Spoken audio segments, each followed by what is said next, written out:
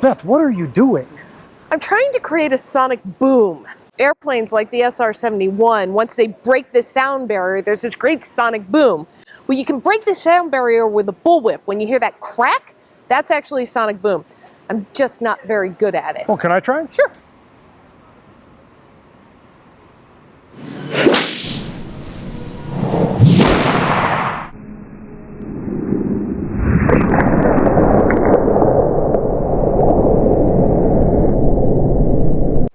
See, that's not too hard. No, I guess I'm just going to need some practice. Yeah, a little bit of practice. You'll be good at it. Do you have some time? I got about 30 minutes. This is STEM in 30. Now, I'm going to teach you to whip. You've got to teach me to nay-nay.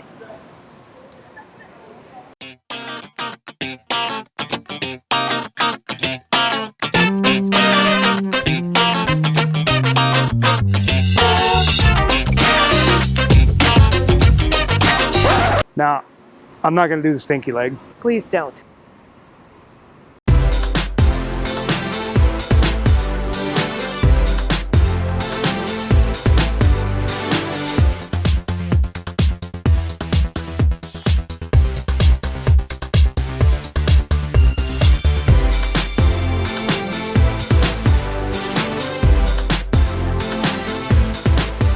This is STEM in 30.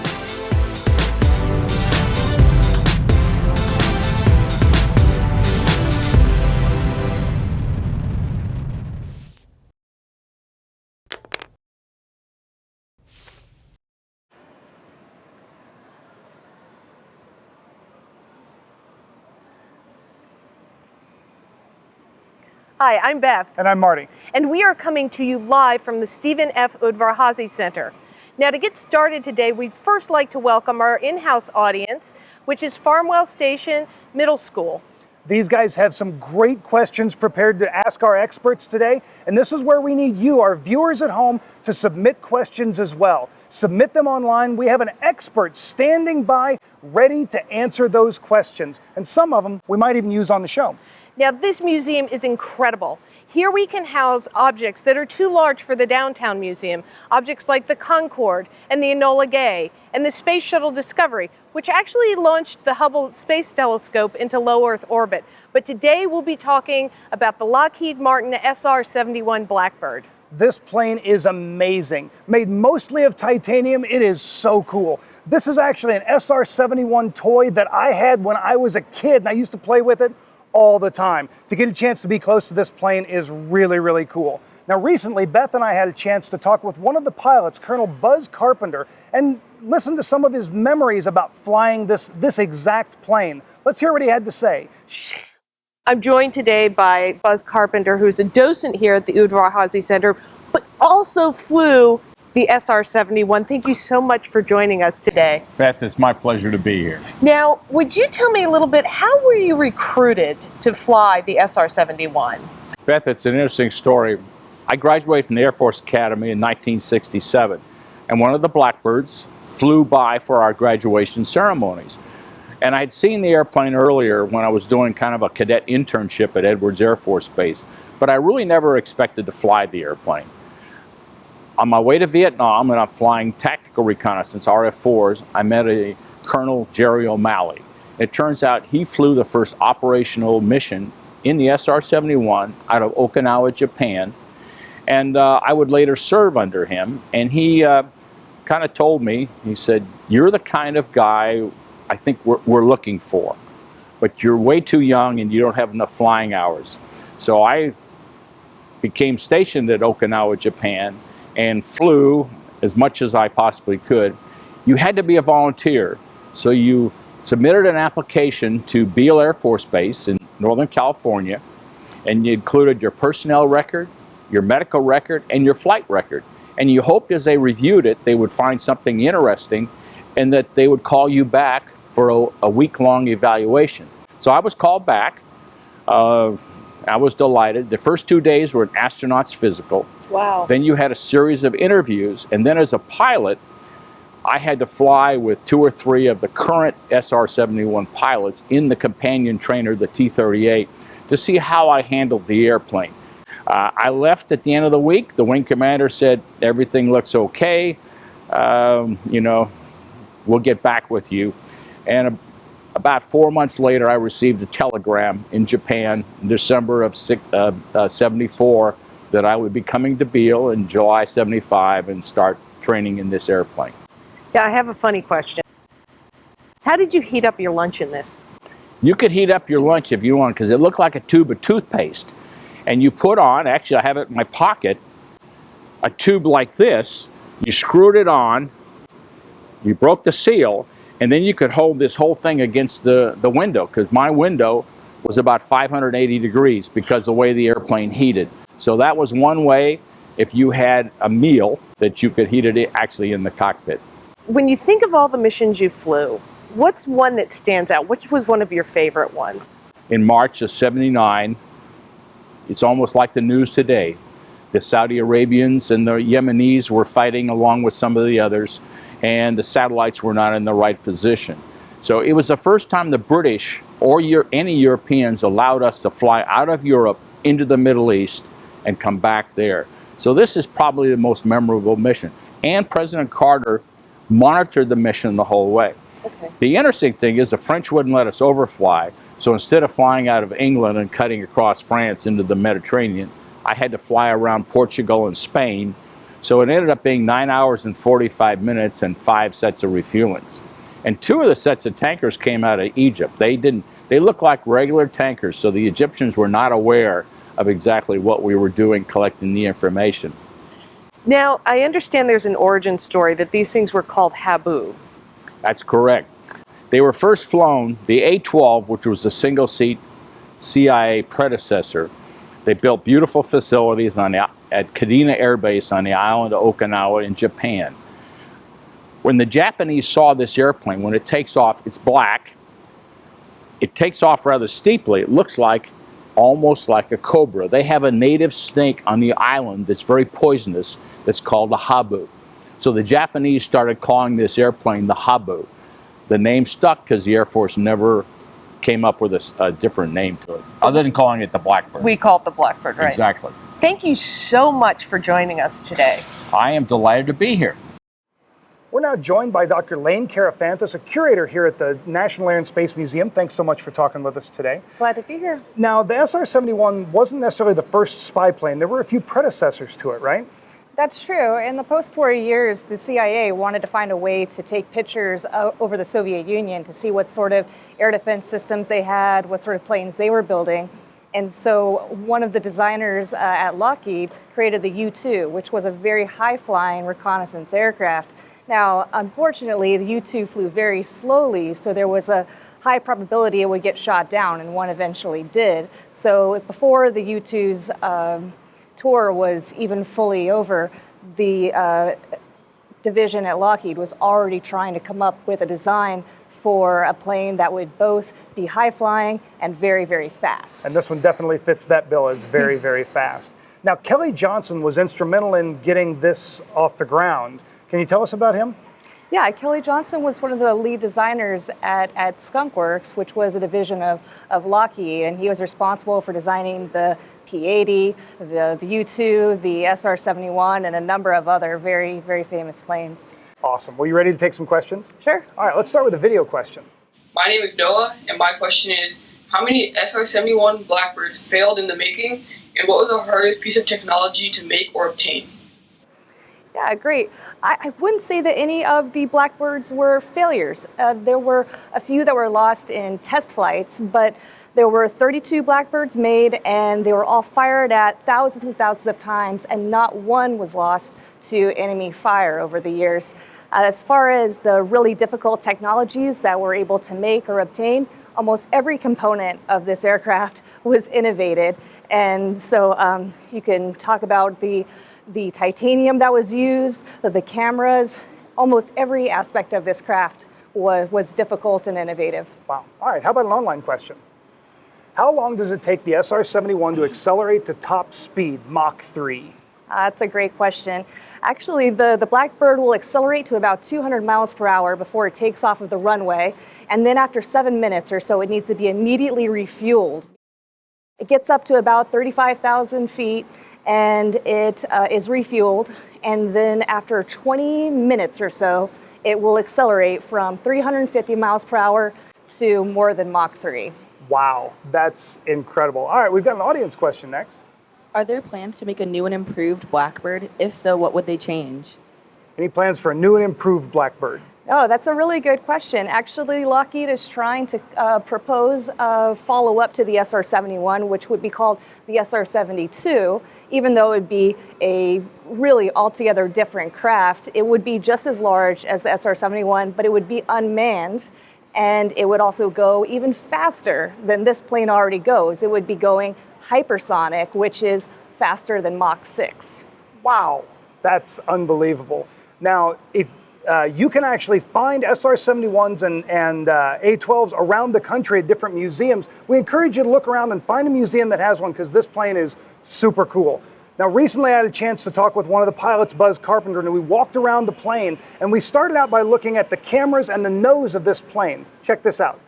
Well, now we're going to get a chance to actually walk around the plane with Buzz Carpenter, who actually flew it. Now, this nose cone comes off, doesn't it? It's actually three noses.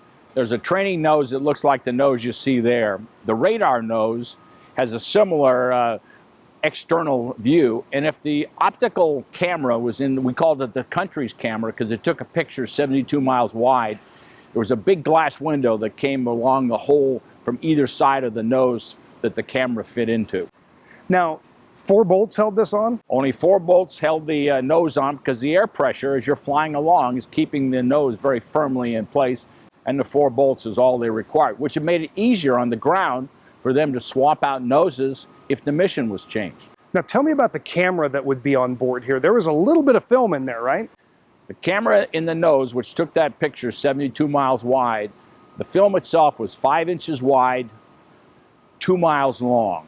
So when you landed and the photo maintenance people took it down, they had quite a job because they had to take the nose and the film back to the photo lab, cut it into 500-foot lengths, put on cotton surgical gloves, go the whole length of the film to make sure there's no cuts or tears, and then put it in for processing. So it wasn't a very fast process to get the pictures back to somebody on the ground to actually look at. That's correct, and that's part of the reason this airplane was retired, because it took a while, hours, sometimes measured in days, to get the information that had been requested to the people who had requested it. And now I'm joined by James David. He is one of the curators here at the National Air and Space Museum. Jim, thank you so much for being here with us today. Glad to be here. Do you want to tell us a little bit about what this plane did? What the SR-71 did, as with the U-2 and A-12 that Lane mentioned, and some planes that flew at lower altitudes, they collected information. And in the case of the SR-71, that was mostly photographs.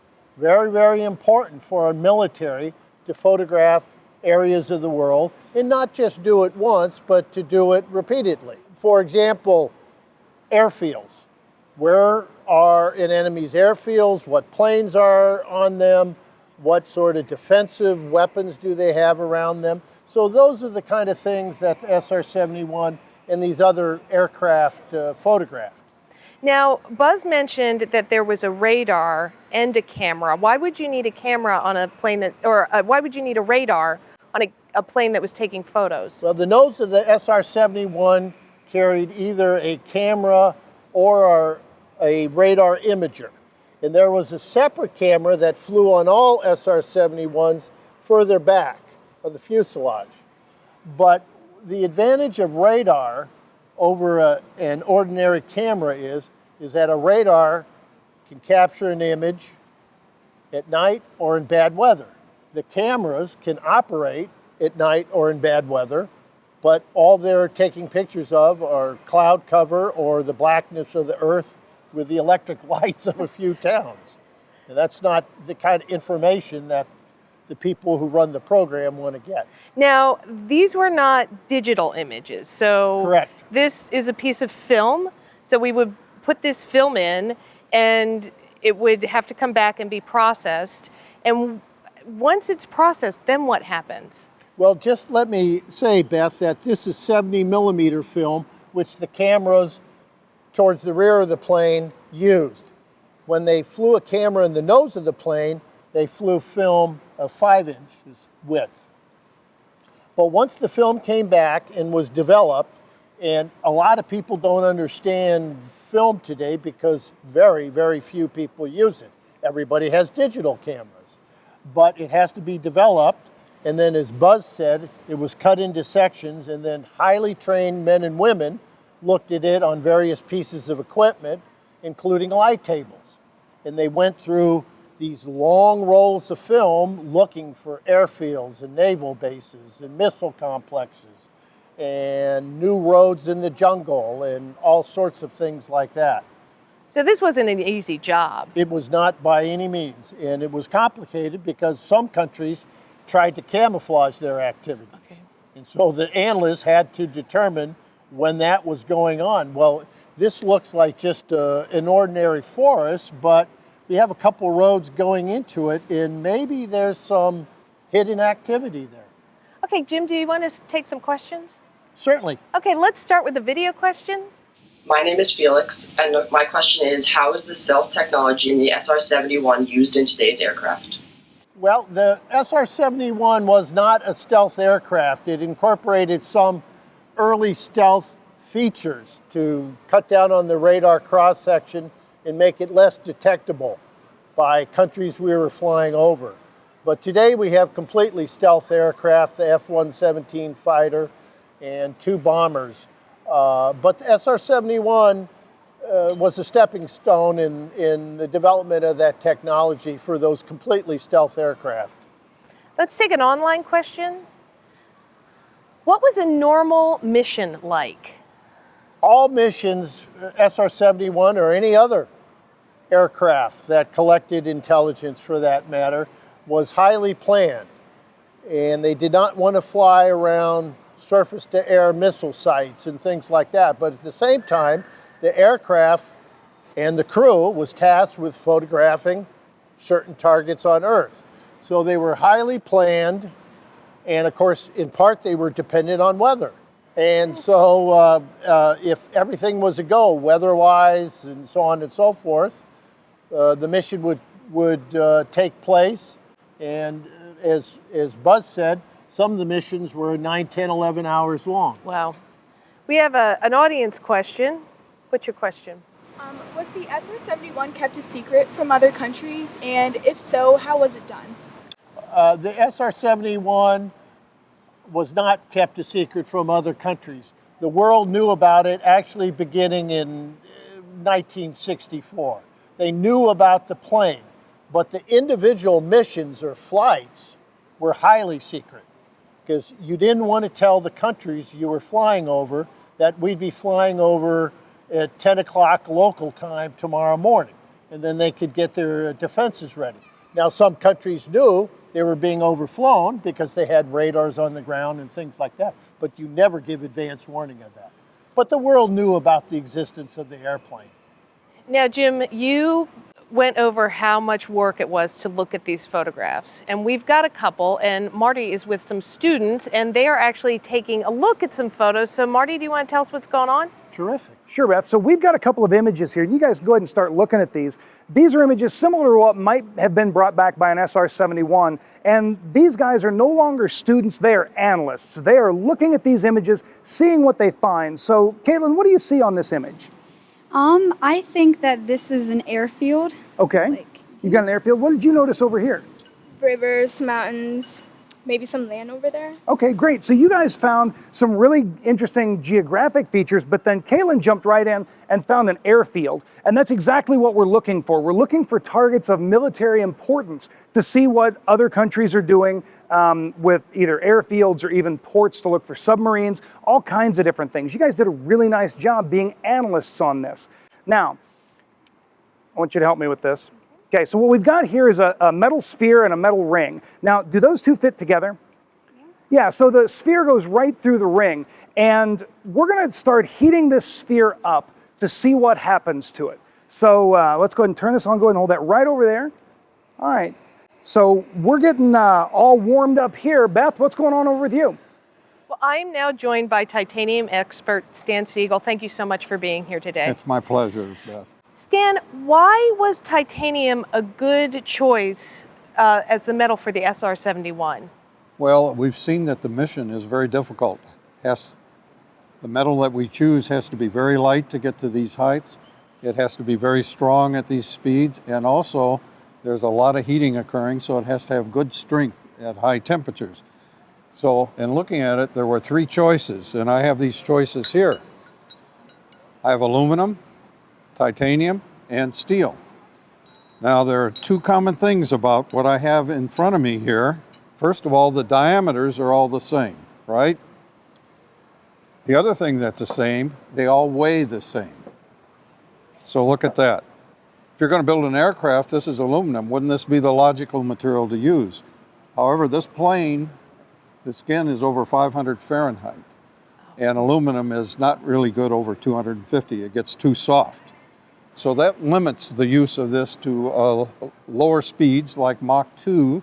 And that was the Concorde, which is also in this museum. So it was built out of aluminum. So the choices that we now have are 2, steel and titanium, and the titanium is almost half the weight. So what are you going to build it of? These are 2 strong metals, and they're good at high temperatures. So it became titanium. This plane is 93% by weight titanium. Now, titanium is used for other things commercially, and you have something funny here. Do you want to tell us a little bit about this? Yes, that maybe somebody might guess what that shape is for. And it is a straw, a titanium straw. Beyonce insisted that they have titanium straws on one of her world tours. Now that's not a big market for titanium because you know what other materials can be used as a straw. Plastic. And this is very expensive straw, by the way. But there are other applications. When titanium was first industrialized in the 50s, it was all military. And gradually, and it was military aerospace, and gradually it got into commercial aerospace.